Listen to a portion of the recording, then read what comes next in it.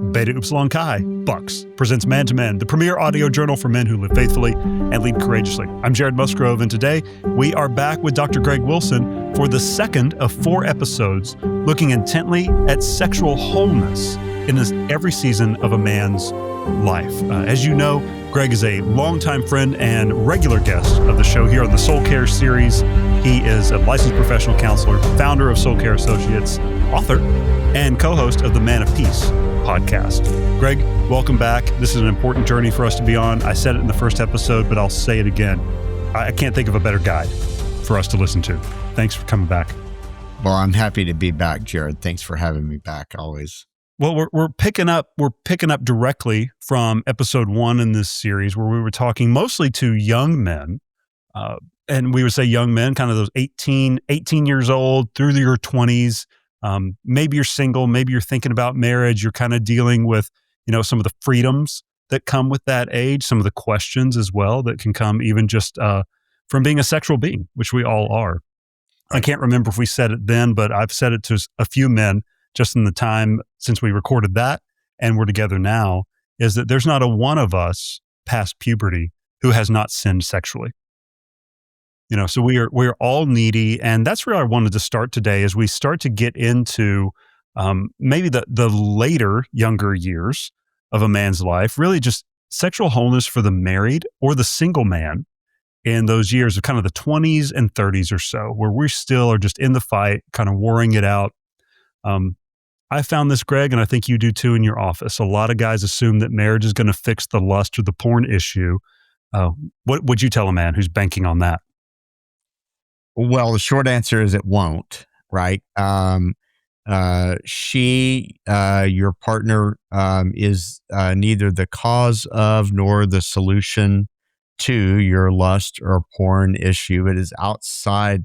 That issue lies outside of that relationship, and it has a history before the relationship. And so there's no reason at all to suspect that it would change within the relationship. In fact, I would say, and I bet you've seen this as well, Jared, being in a committed relationship may likely actually exacerbate the problem. And here's what I mean by that. It will often create a cycle of hiding, secrecy, shame. Not that there wasn't shame prior to, because there probably was, but definitely increased, I think, shame, eroding trust, replacing what could be real intimacy with some kind of a fantasy world. So it'll create disconnection, I think, in the relationship, because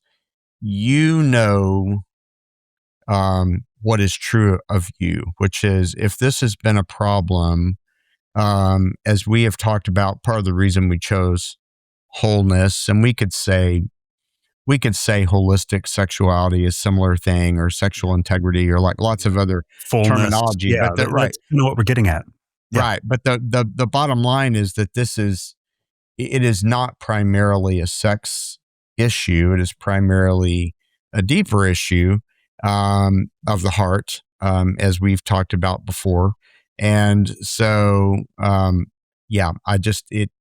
it's not going to solve the problem. That's the short answer. And the best thing to do is to tell yourself the truth, that if I am going into a relationship like this and this has been an issue, it will likely continue to be an issue. Now, sometimes, here's what some guys do say. I have heard a version of this in my office that is like, things got better for a while because sexual perceived needs were being met, early on in the relationship, because maybe if they did kind of adhere to the church's sexual ethic and tried, as much as they could to adhere to that, it probably feels new and exciting for a while, until sometimes it doesn't. And then that's what ends up happening is that then they end up falling into those older patterns. Yeah, those old habits really Uh-huh. do die hard. Yeah, they Um, do. yeah. Yeah, they do. So instead of just continuing to kind of go down that path, um, and we started this last episode, and I want to keep putting forth to our men and to even to us, we all need it, this vision of sexual wholeness. What would a vision of sexual wholeness look like for a married man in his 20s or 30s? And how different is that from what I hear a lot of times, which is just like have frequent sex, which what does that Yeah, even mean? Maybe we can cover right. all of that right now, that vision, and Yeah. then just some of the That's vocabulary we've created. yeah, that's a great question, and it gets into a lot of things. Let's take two very important things and then maybe have a conversation around those. So the first one, for a married man, you're asking for a married man. I assume you've got a question coming up for the single man in the 20s and 30s as well. That's a different topic It entirely. is. Mhm. But for the married man, it is important to realize that there is something that's very real called desire discrepancy. That's a fancy term that marriage counselors use. And it just means what it sounds like it means, that one partner has a greater desire or a lesser desire than the other partner does. And so there's a discrepancy. So even when you a minute ago you used the word frequency, what is frequent? And then you said, what does that even mean? Right. Which, I mean, that's what this couple is going to be asking. Right. But they have definite ideas probably about what that means, you know? So he's thinking, and I won't even put a number out there just because Right. I just don't even want to put numbers in people's I hear head there's one a way or lot the of other. wisdom there. Right. Yep. But like he's got a number in mind, a certain number of times a week or a month or whatever. And maybe I'll use rounder numbers like this. She's got a number in mind as well. And maybe that's a certain number of times per quarter or per year.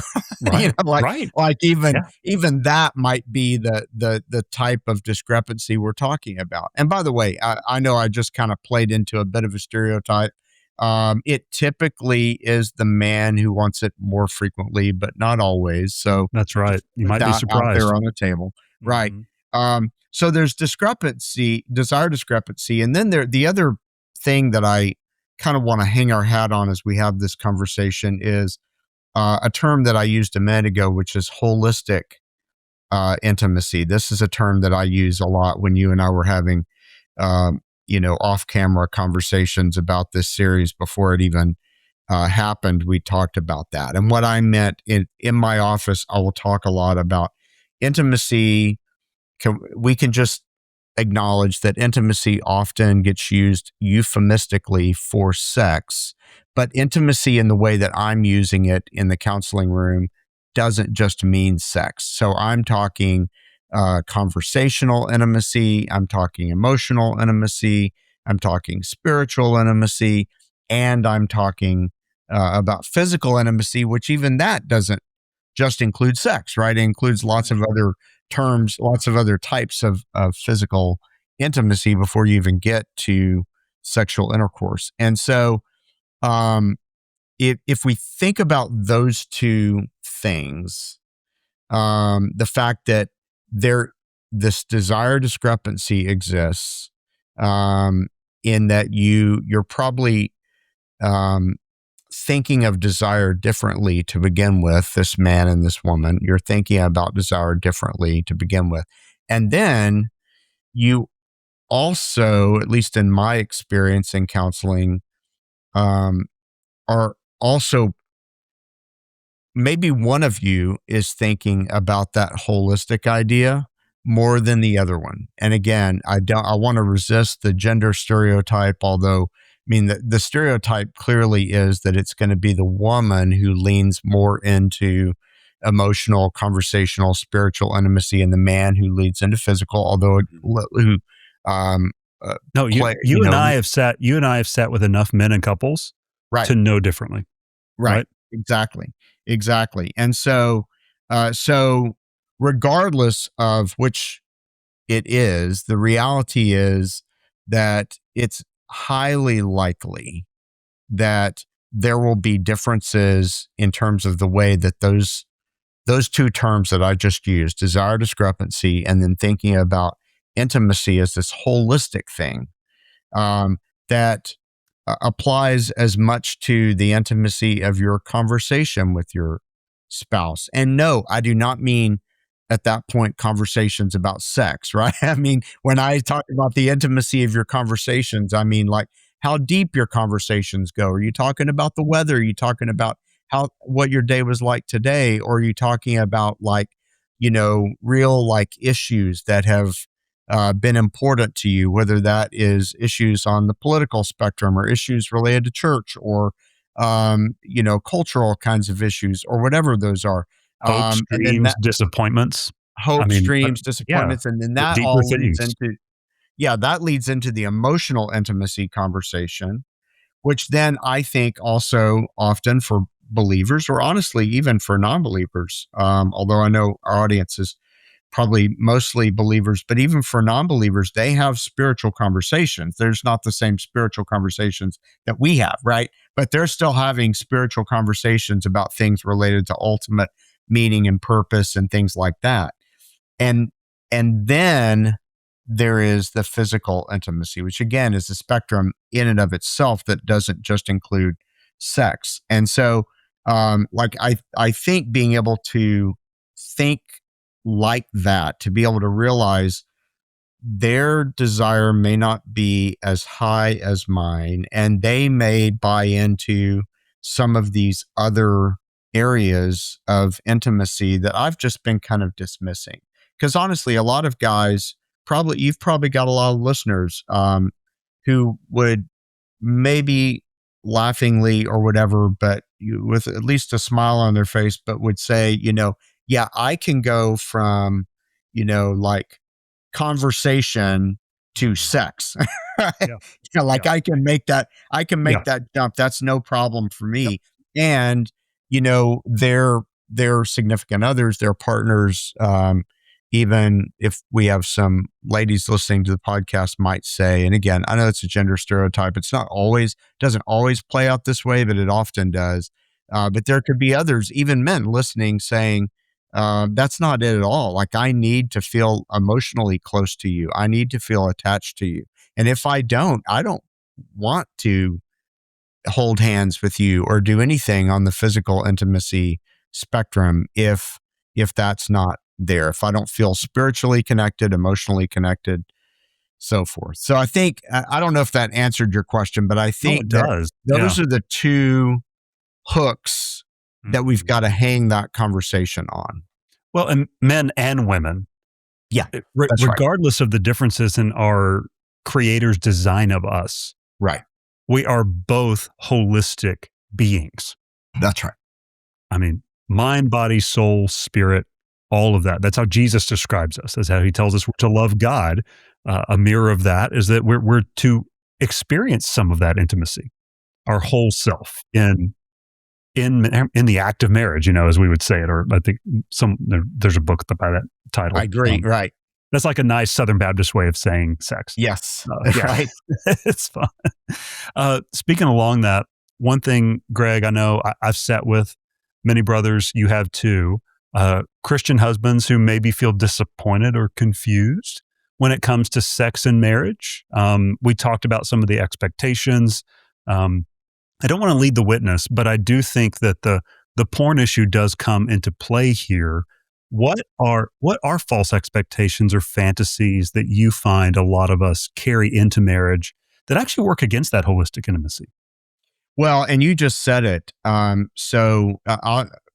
first stab at the answer to your question is basically going to be to rephrase the question because, and in a sentence, because what I would say is that what pornography does is it causes people not to be prepared for the desire discrepancy factor that we just talked about, or the holistic intimacy factor that we just talked about.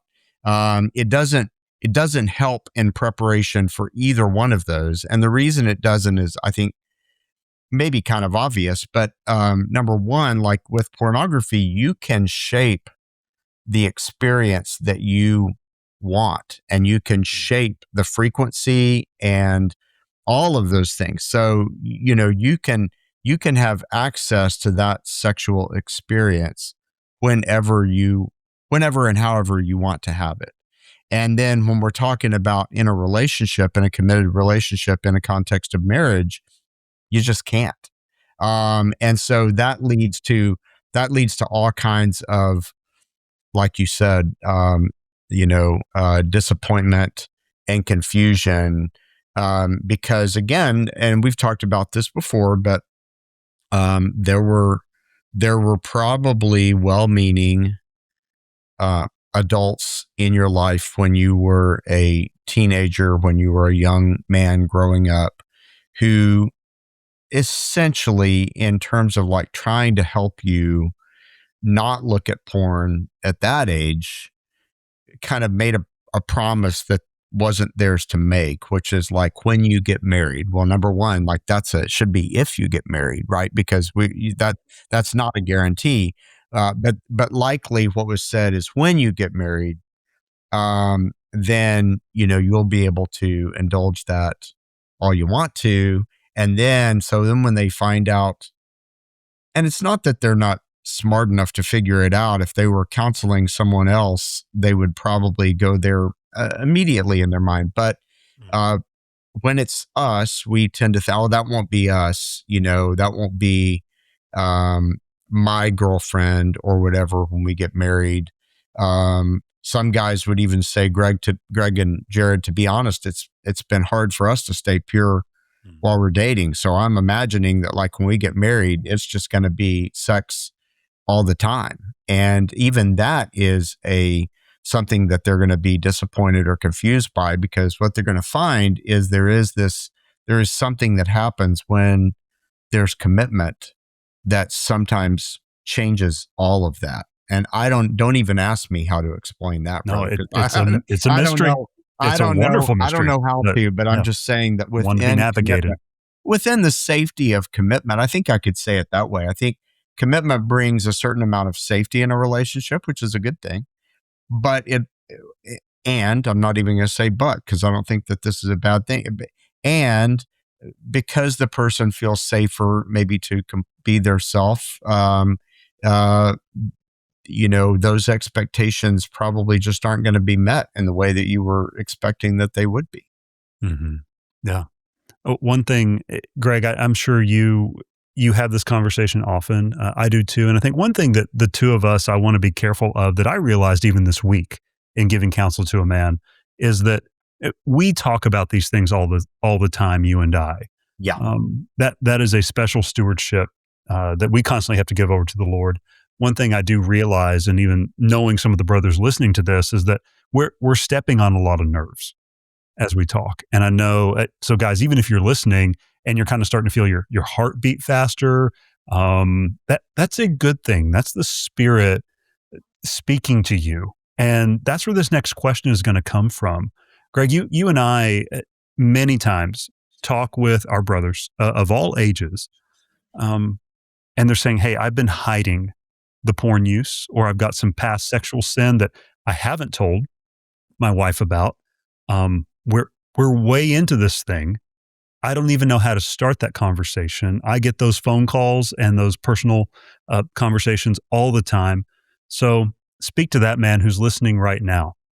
And brother, I pray that you're able to receive Greg's words as an encouragement to walk this out with your wife. But Greg, how would you tell us if we've been hiding it for a while, or there's something back there that we haven't shared with the person we're closest to, most intimate to? How do you even begin that conversation? That's great, Jared. Thank you for asking the question, and thank you for saying what you just said, because I think it's important for your listeners to hear this conversation in that way. So here's what I would say. Well, I'm going to back up a little bit from your question, but I'll get there. The way I would back up is, I would say, men, if you're listening, and you haven't been hiding in the relationship, don't start. Right? So, and I guess what I would say is, it helps it helps for couples if um, there is if they've developed patterns of openness and patterns of vulnerability with each other, where they can just be honest and say those kinds of things. So if you haven't been hiding, and maybe you're starting a relationship or whatever, just be honest about, yourself from the beginning. Be, as honest as you can be. Again, I know that in relationships, sometimes there is this, we present this kind of false self, when we're getting to know someone.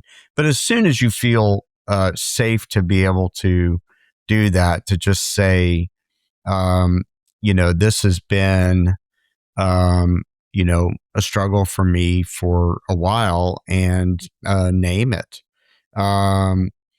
Sometimes that idea of like starting to open up um, can also create an issue if the disclosure ends up um, leaking out. And you know what I'm about to say, Jared, because I know you've sat with couples where this has been the case, where it's like, the first time it was brought up, it was something that I struggled with back when I was a teenager, but I haven't really struggled with it, Right. at Over all and done with. recently.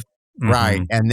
And then it becomes, well, occasionally, in college or whatever, that might have happened. And then, and it just becomes, it continues to leak out more and more, so that the partner now is saying, I don't ever know what to trust, because every time you've confessed or been open about this, you weren't fully open. And so, does that make sense?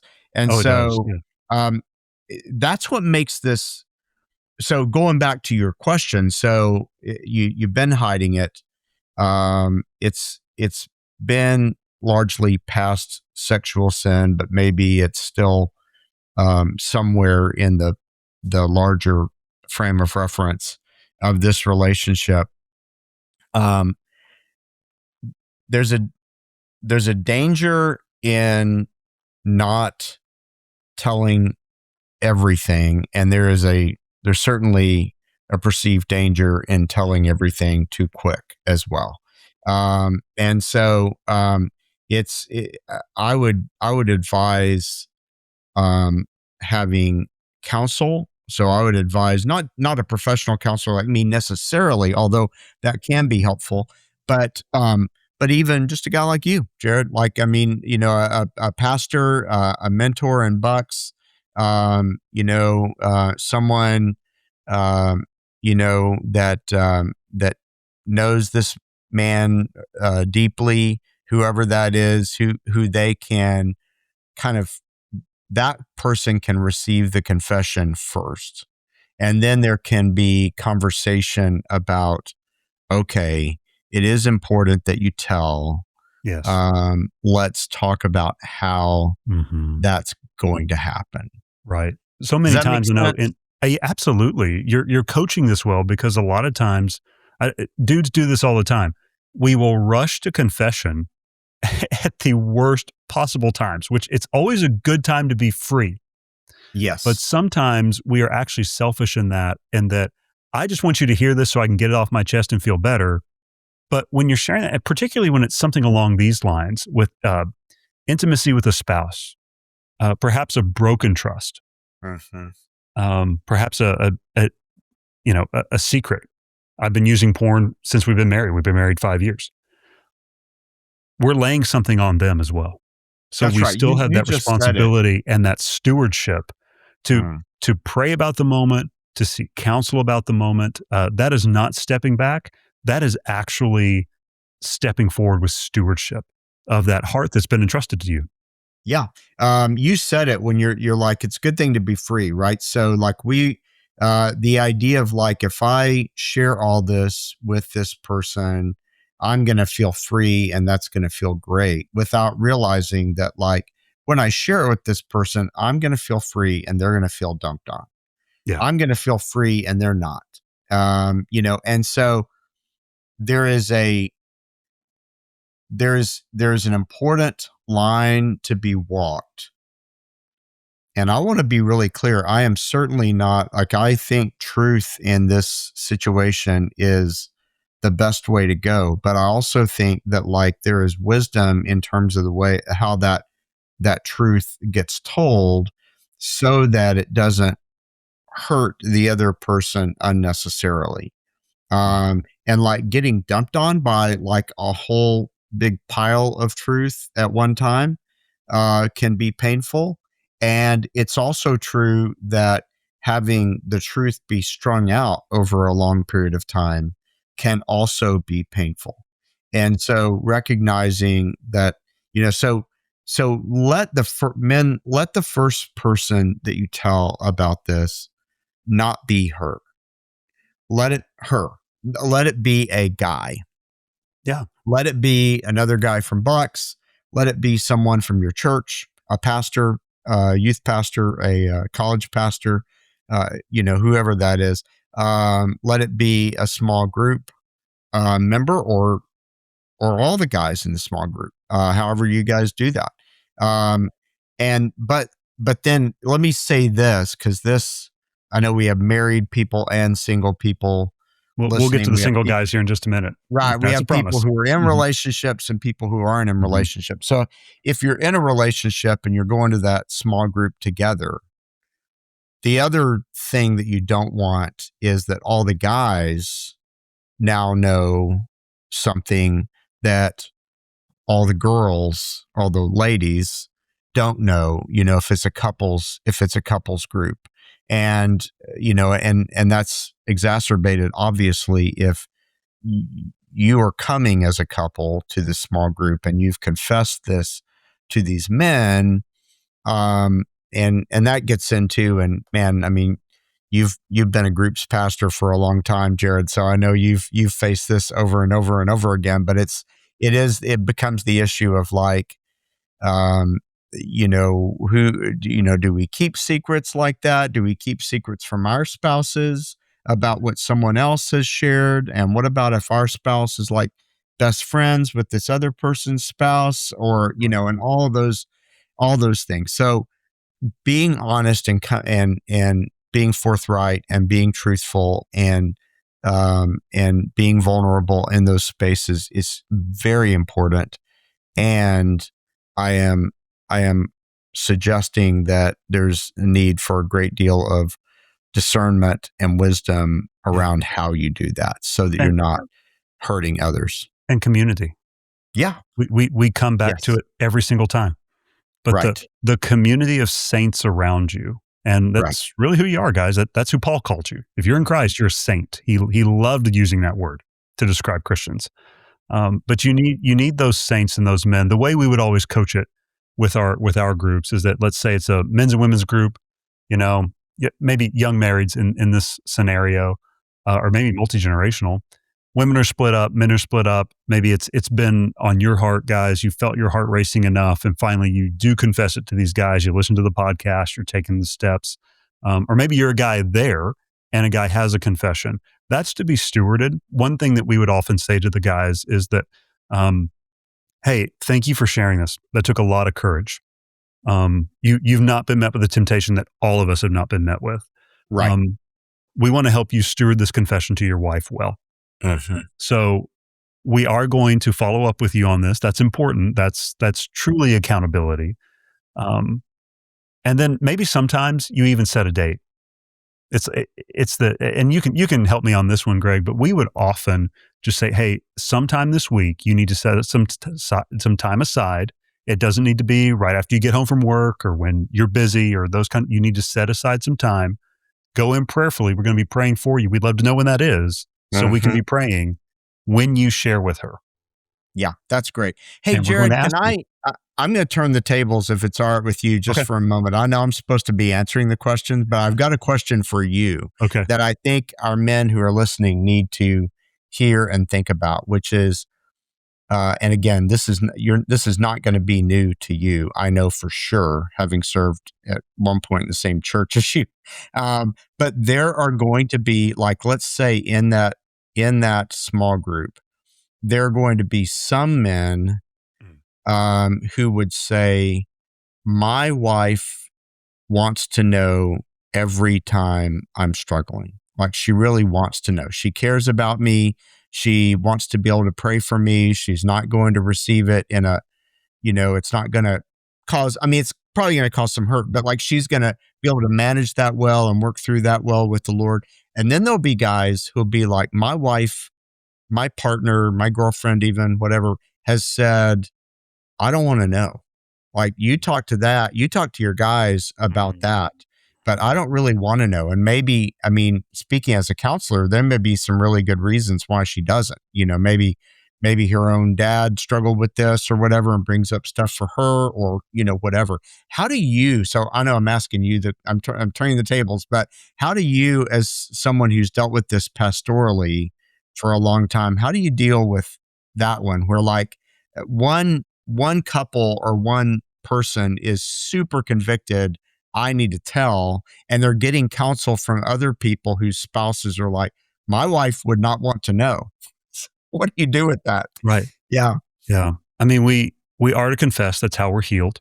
Right. That's in James. It also helps Mhm. with repentance. But in your confession, don't be selfish.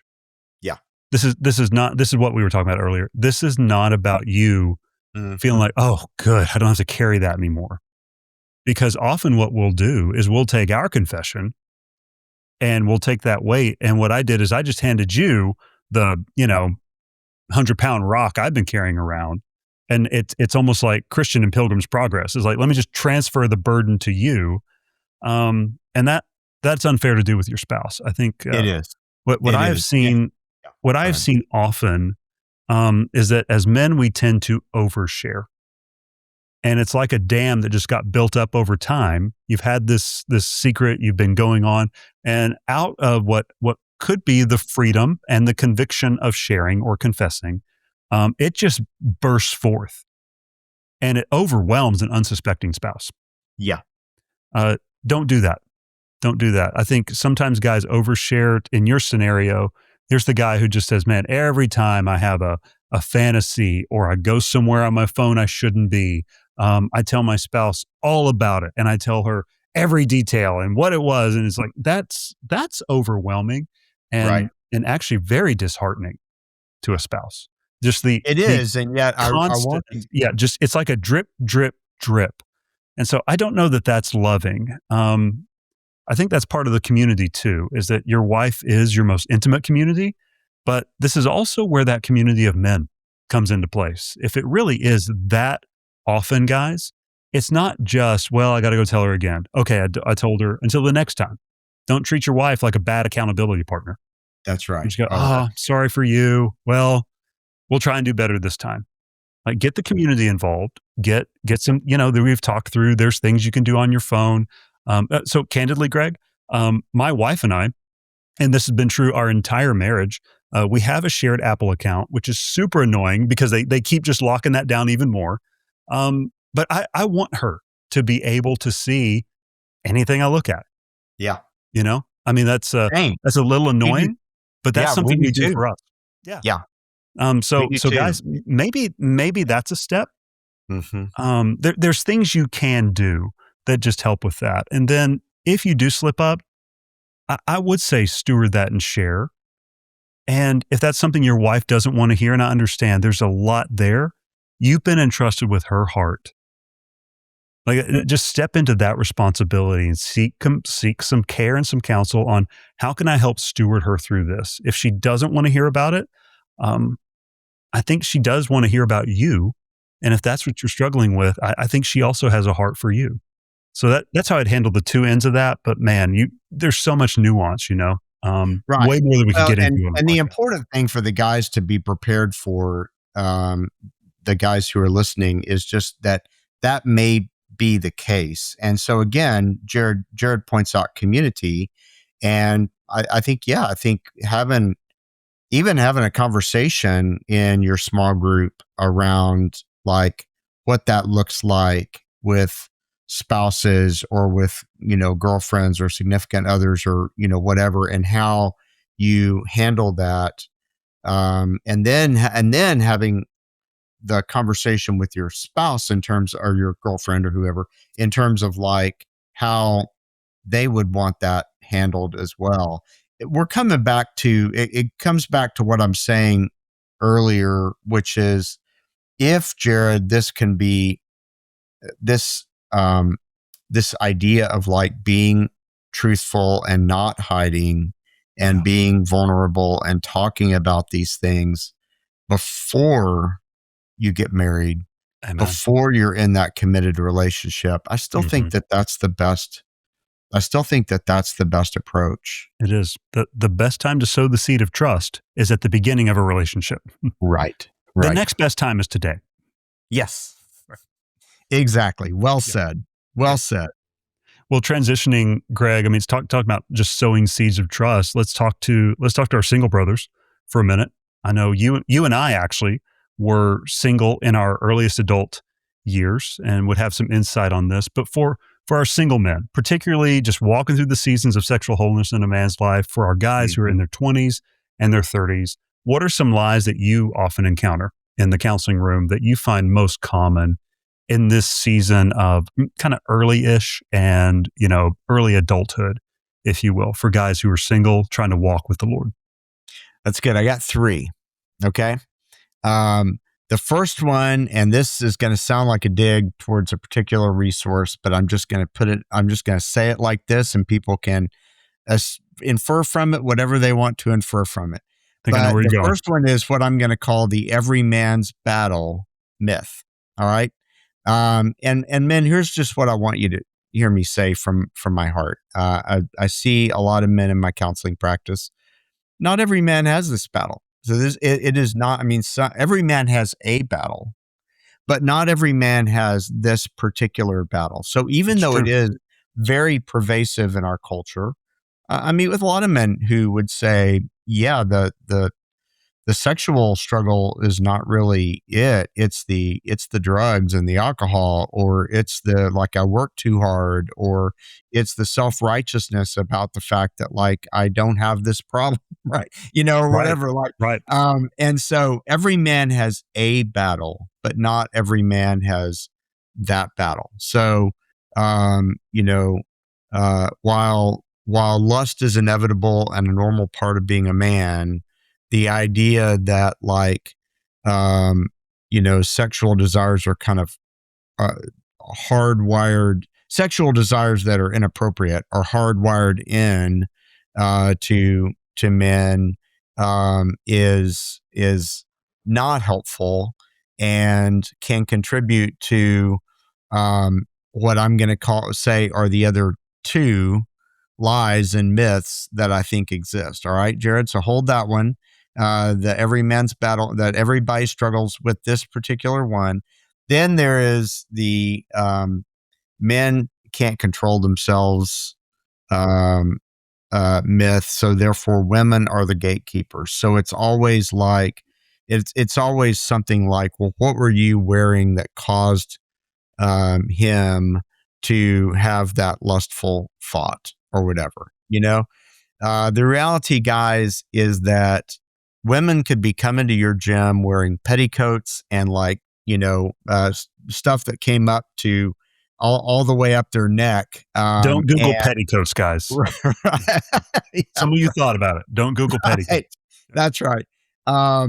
And, bottom line, they could be coming dressed, like, in a way that you would not find attractive at all. And lust is still going to be operative. If it's an issue, it's going to be there. So, ultimately, the women who are out there are not responsible for your sexual purity, man. That's right. As simple as that. They, whether they are dressed modestly or immodestly, that's an issue for them and their God and their accountability to deal with. But it is not making you, think sexual thoughts. It's the lust that's already inside you that's causing you to do that. And so it's really important that we take women out of that role of being the gatekeepers of our sexuality and make ourselves the gatekeepers of that. So that's one. And then the other one that I think is also related is that um, men have some kind of and of course, this one would also, the men would say this about the women too, that like what we have biologically because of our creation as sexual beings, as you said earlier, is that we have a biological need for this. So the need myth. And the reason I would just say that that's a myth, again, I know that there are probably a lot of guys listening, scratching their heads going, sure feels like a need, Greg. And I understand that. But the reality is that like it is not a biological need, it's a strong desire. And if you call it a biological need and convince yourself that it's a biological need, then what's going to end up happening in your relationships when you have them, again, I know I'm talking to single guys right now, but when you're in a relationship, what's going to happen is that you are going to uh, try to find ways to coerce that other person into doing something that they don't want to do or whatever.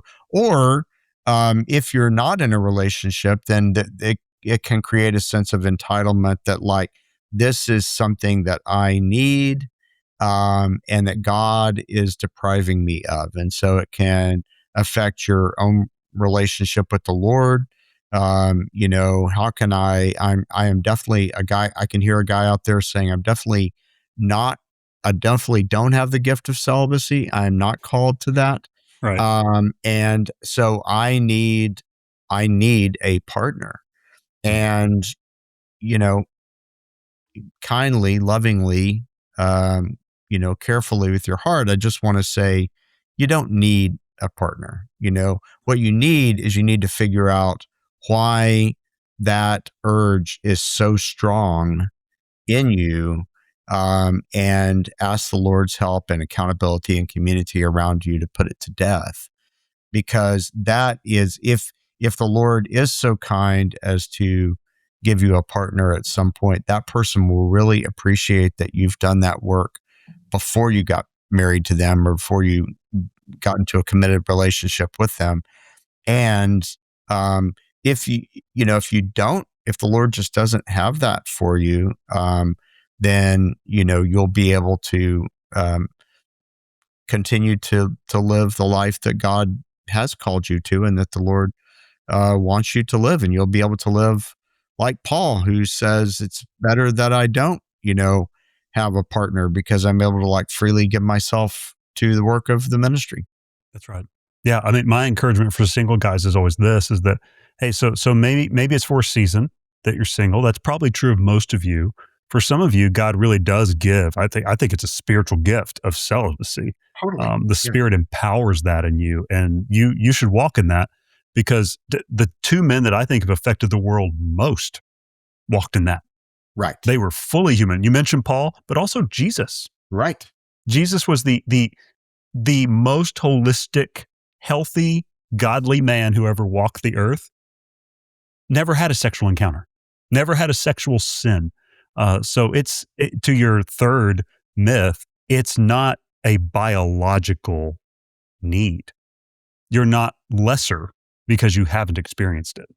But Jared, you know as well as I do that in a lot of our churches, Genesis 1 and 2 is taught in such a way that it definitely leads people to sometimes believe that. And so again, I just want the men to hear us clearly saying, I get that it might feel that way. I get that maybe there's even been some not super healthy teaching around that.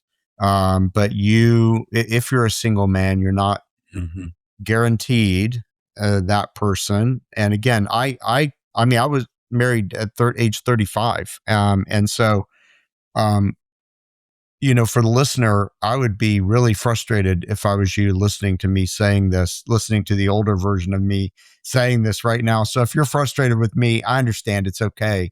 But like, it's really important that you just recognize that's not something that you're entitled to. It's not a biological need that you have.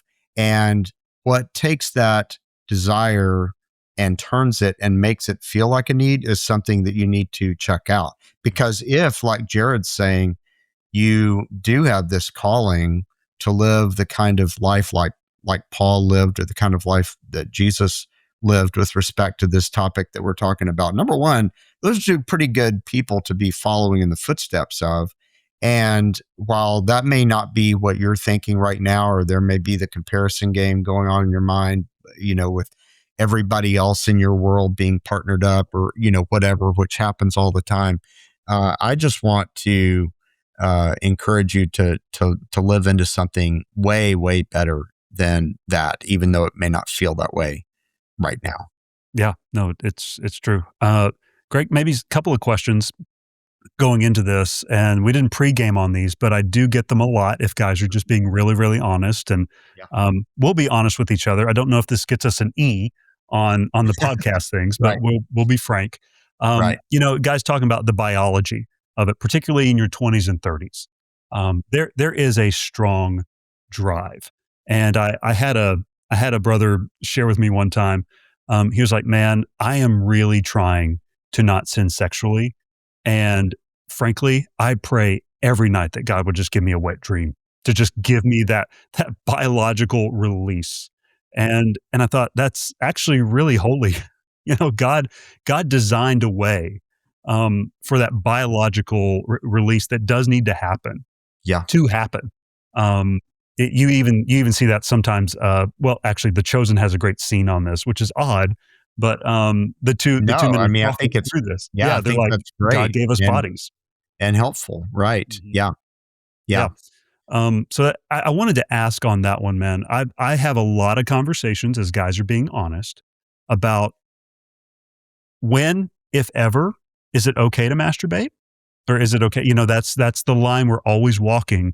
What would you say to one of us coming into your counseling office saying, "Hey, I I want to live this way. I'm praying every night that it just gets released normally, but there's times where it's just like it's painful. When is it okay, or is it?" Yeah, that's a great question. And it is one that Christians can definitely differ on. Oh, we play And tennis on that one all the time. yeah. And so if you're listening to this and you're strongly convicted one way or the other, I'm not trying at all to change your convictions.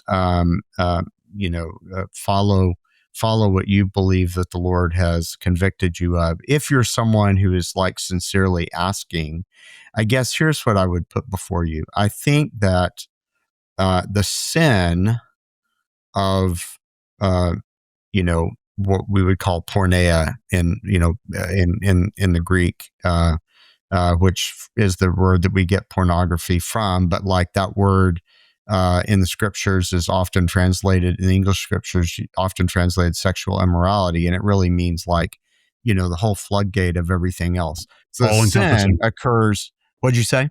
It's all encompassing. Yeah, Yeah. it's not So just I went and had intercourse with somebody. It is even just the thought life. Yeah, I'm that's glad you right. brought that And up. that's what I was getting at, which is that sin starts in the mind. It doesn't start in the sexual organs at all. It starts in the mind. So I guess in my mind, what I would be more concerned with, if that's something that you're asking about, is where is your mind and where's your heart around that? What are you thinking about? Right? Because if you are masturbating just to get a release and there's not a particular image in your head or whatever, that would be one thing. And if you're masturbating to a particular image, then that is just like pornography. I mean, you're not looking at something because you've got it fixed in your head, right? It's right here. So you are looking at something. You're just not looking at something external, right? And so that begs the question. Like, I really think the more important question is like, what are you looking at? What is the image in your mind? Whether or not it's an external image or not really doesn't matter a whole lot. From a Matthew 5 perspective, when Jesus is talking about, you've heard it said, thou shalt not commit adultery, but like you've already, committed adultery in your heart by lusting after, someone who's not your wife. Right. And so like, if that's what's going on, then that's the place where I think you would have any believer, I think, would have to draw the line Mm. and say that's completely wrong. If it's just release, I mean, there are people who are convicted both ways. So I don't want to just Right. I don't want to give an answer. I want to say follow your convictions, but I do want to say the ultimate thing that you want to ask about is like what's going on in your heart, um, you know, and that's more important than what is actually. I mean, and that honestly goes for every other sexual act that a person could Yeah. commit, right? I Yeah. mean, it's like it really is a question of what's going on in your heart. So it gets back to that. Just part of the reason that we have been referring to this as sexual wholeness or holistic sexuality or holistic intimacy is that it really is like if the conversation that we're having is becoming a conversation that primarily relies on and is uh, based on like what's happening in the sexual organs of the body. We're missing the point. It is a spiritual, mental, um, psychological thing before it's any of that other stuff. And so that's again that gets us back to the idea of um, uh, what I called earlier holistic intimacy, about the fact that it does have conversational, emotional, spiritual connections, even if you're not Absolutely. making them. Yeah.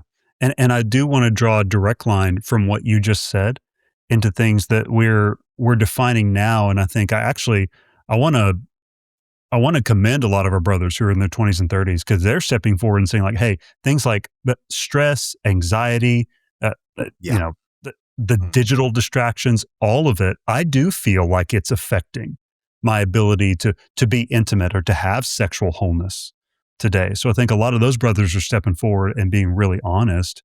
What are you seeing, Greg, as far as just how stress, anxiety, digital distraction are affecting all of us in our sexual wholeness right now and our intimacy? Yeah, it's a great question. And I mean, and it's a timely one in the sense that, like, um, uh, certainly in my practice, there's a lot of anxiety, there's a lot of stress. There are, people look around at things going on in the world, people look around at, the politics, not even in just in the United States, but, in the whole world, and, and they look at some of the things that are going on in this particular cultural moment, and it can be very stressful, very anxiety producing. And then, of course, Bucks, while I know that you've got listeners that are, um, older, we're talking to some of them, now who are in their 20s or 30s, but you've also got like, I mean, uh, a lot of college age young men and men kind of just starting out in their careers. And man, like that's extremely stressful as well and anxiety producing to be doing True. that at a time when, there's not a lot of job growth in the economy right now. And so it's just a hard time to be stepping into some of those things. Here's what I would say. It, it does affect pornography use and all the things that we're talking about here. And if I'm being honest, it also affects like all the other potential coping mechanisms as well. Yeah, It's like, absolutely. so I think what I would say is if you are connecting your porn use or your lust or whatever to stress, I think you are by default saying that it's something that I'm using to cope. And again, if you're, whether you're married or not, if you're finding that there is something that you're using to cope that is potentially unhealthy, and we've talked about this in other podcasts, right? So there are lots of ways, there are lots of healthy ways that you can cope if you're finding yourself stressed or anxious. Take a walk, Do something. If you do a lot with your mind at work, do something with your hands. The whole like if you work with your mind, play with your hands. If you work with your hands, play with your mind. Right?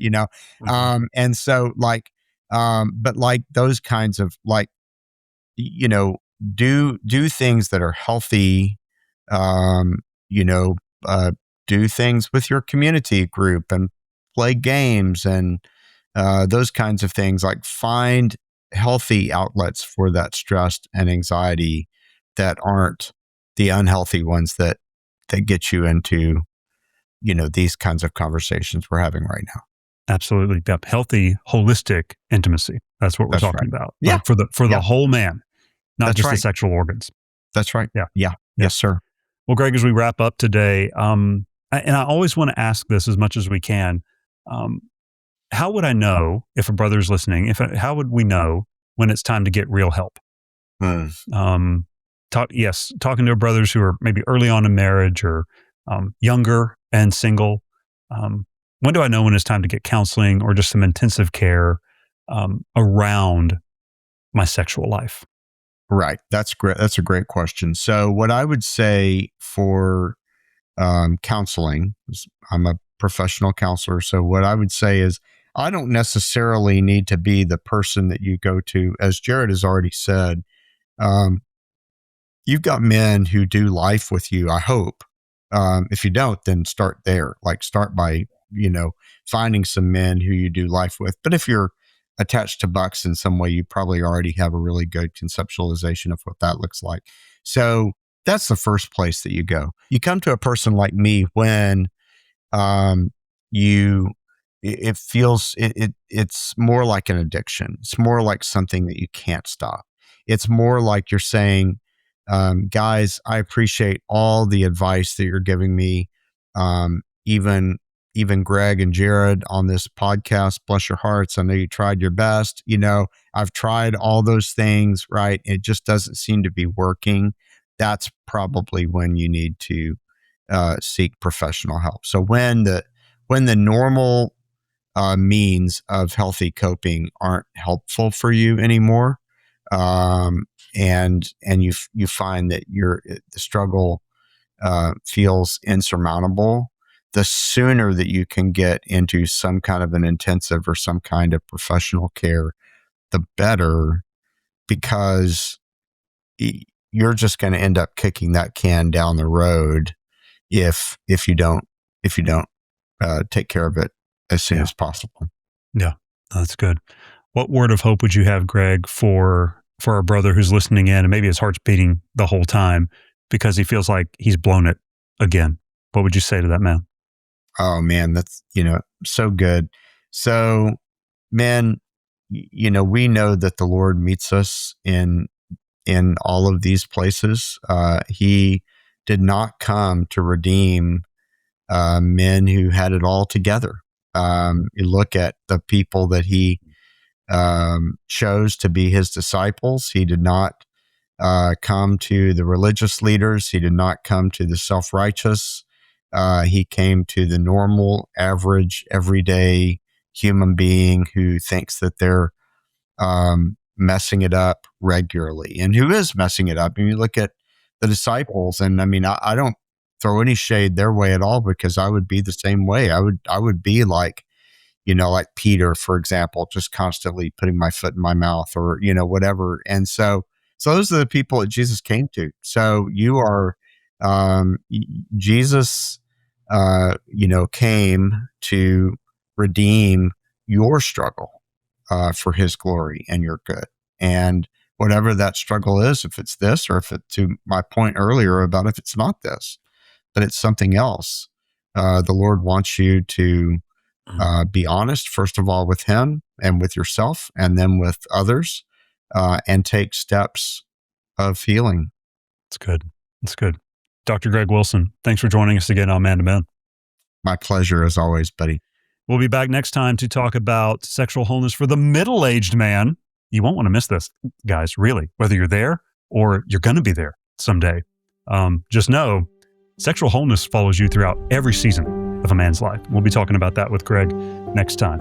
Until then, Man to Men is powered by Beta Upsilon Chi, commonly referred to as Bucks. Everywhere, every day, Bucks men are raising families, leading in organizations, and strengthening our churches to impact our communities for Christ. You can find out more about Beta Upsilon Chi by transliterating our Greek letters and adding a .org. That's byx.org. We are produced rather well, I might add, by the good gentleman at the Good Podcast Company. Producer Bradley's at the helm over there. For Beta Upsilon Chi, I'm Dr. Jared Musgrove with Man to Men.